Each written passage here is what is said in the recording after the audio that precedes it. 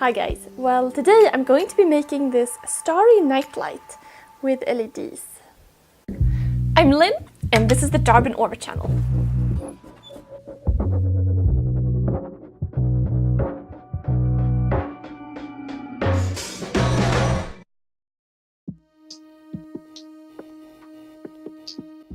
I started with setting up the blade on the table saw to the right angle, and I'm using this angle gauge to measure it correctly. Now a circle has 360 degrees and I'm using 6 pieces, so divided by 6 we have 60. But to find the one side of the 60-degree angle we divide in 2 and it comes to 30. So here I am cutting this thin piece of Ipe I had left over from a different project, and I'm giving it a 30-degree angle on both sides.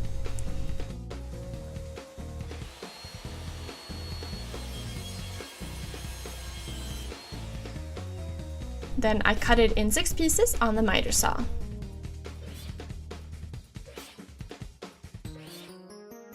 So I got it in the shop and figured I should test it out. So using some masking tape here, and that worked perfectly. Next I'm marking each side with some chalk. And then I also marked out how far in the top and the bottom will sit. Then I started marking out a pattern.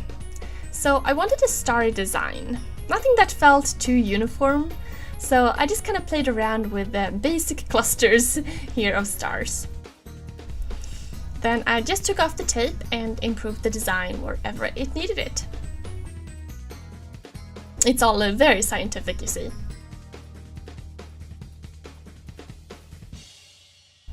Now off to the drill press. So I simply used a variety of bits and basically followed the design more or less. I started with the larger bit and then gradually moved down smaller. So this took a little while to accomplish, because the smaller the holes became, the more holes I drilled to fill in all that space. But overall it was quite fun to create this design.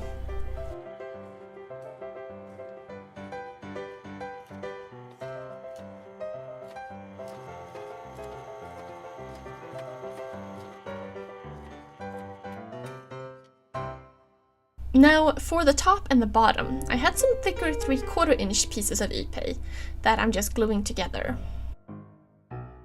And then while that dried, I sanded each of the sides down. On one of the sides, I need material removed to fit a small switch. So just marking it out, sawing down the side, and using a chisel to remove the wood. Next, I'm marking out where the holes need to go, and just drilling some small holes. I also drilled a hole in the side for the power plug. Now, time to connect these together again with some tape. And that's because I need to mark out the inside for the top and the bottom.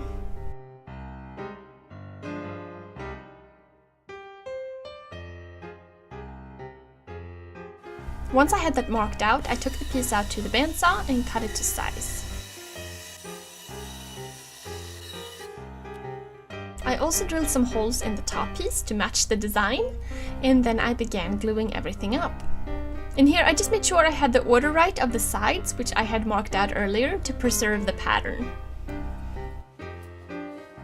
Then clamping it, and I'm just gluing the top piece on. However, I did slide in the bottom piece with some wax paper covering it for some additional support while the piece is glued up. So I have a square piece of wood which I'll put light strips on, and then this block will fit into the bottom. Then the star shade will slip on top of that. So I need to carve out a section in the middle of the bottom so that the block can sit inset.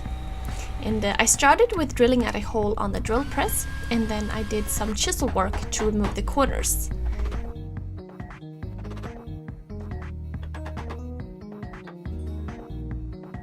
And it fits in pretty good. Next to the carved out area, I'm drilling a hole where the wires can go through. And on the underside, I'm drilling out a couple of shallow holes to make room for the electronics. Now I have the block of wood and I'm using common 12-volt LED strips.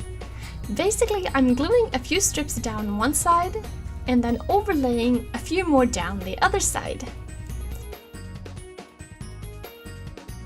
And there's my new LED strip bulb.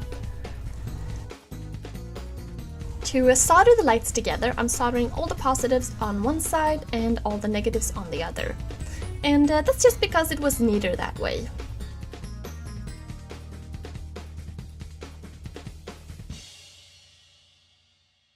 So here you can see how this basically works. Block of wood, light strips, positives connected on one side, negatives on the other. That sits in the base, and I have a switch and a power plug. The power connects to the positive side and the switch connects to the negative side. And that's it. Here I connected slightly thinner wires to a power plug and putting on some heat shrink. And you can see the underside here where I'm securing the wires to the power and the switch with some hot glue. So the wires to the lights go through the wood. I can place the block in the bottom and then flick the switch. Okay, and then the shade goes on top of that. Then I'm securing the switch in place with some tiny screws. And I also have another screw on the side connecting the shade to the bottom.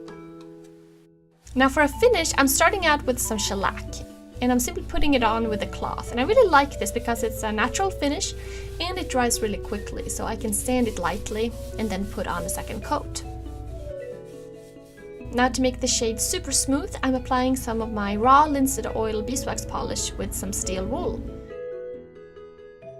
And then buffing it to dry a few minutes later. To finish the bottom, I cut up some black fabric to size, and then I hot glued it down.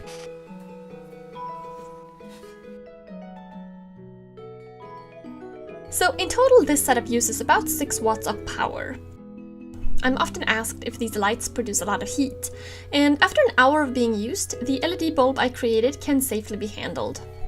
LEDs are very low power type of lights, and as long as they have a lot of airflow, I have never had any problem using them.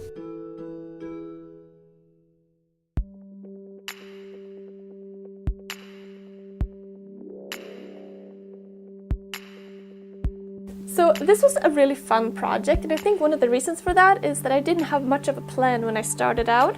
I just had this idea that I wanted kind of a light that kind of looked like starry sky and with a reflection around it that looked kind of cool. So I just grabbed a piece of scrap wood and started drawing, and sometimes those projects are the most fun because they're not as restricted, you know?